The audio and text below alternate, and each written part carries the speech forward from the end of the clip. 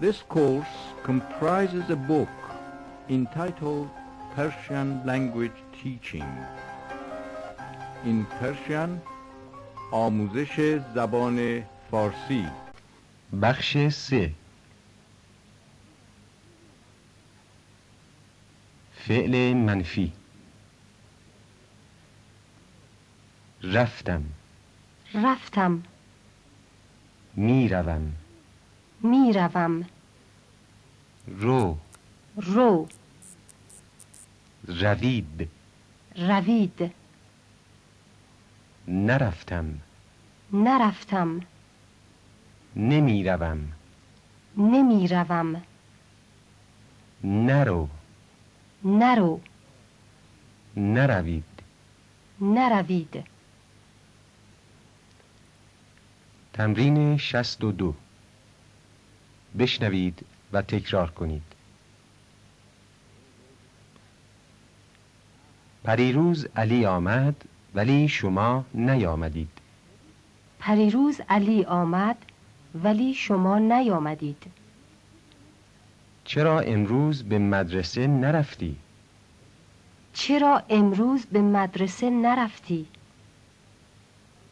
هیچ کس در اداره نبود. هیچ کس در اداره نبود.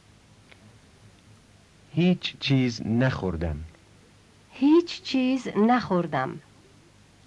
هیچی نخوردم. هیچی نخوردم.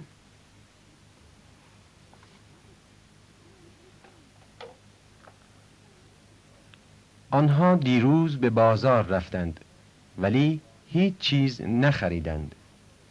آنها دیروز به بازار رفتند ولی هیچ چیز نخریدند.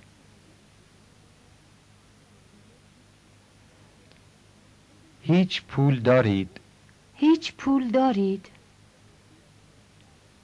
هیچی پول دارید؟ هیچی پول دارید؟ نه خیر. هیچ پول ندارم. نه خیر. هیچ پول ندارم.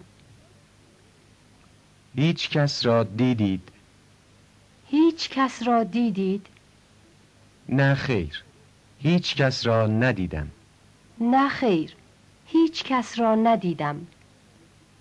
این موضوع را به هیچ کس نگو. این موضوع را به هیچ کس نگو. این موضوع رو به هیچ کس نگو. این موضوع را به هیچ کس نگو. به من نگفتید هفته قبل کجا بودید. به من نگفتید هفته قبل کجا بودید. هیچ وقت دروغ نگویید.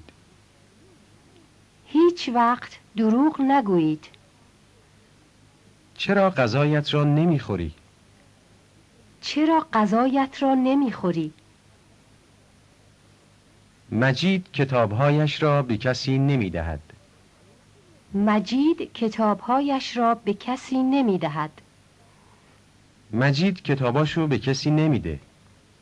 مجید کتاباشو به کسی نمیده. گرسنه هستی؟ گرسنه هستی؟ نه خیر. من گرسنه نیستم. نه خیر. من گرسنه نیستم.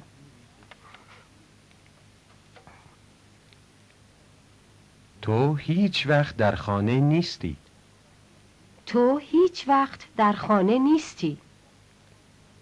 مجید شاگرد زرنگی نیست. مجید شاگرد زرنگی نیست. ما برادر او نیستیم. ما برادر او نیستیم. شما هنوز پیر نیستید. شما هنوز پیر نیستید. آنها هیچ وقت شاد نیستند. آنها هیچ وقت شاد نیستند. احمد و ناصر هیچ وقت با هم به مدرسه نمی روند. احمد و ناصر هیچ وقت با هم به مدرسه نمی روند.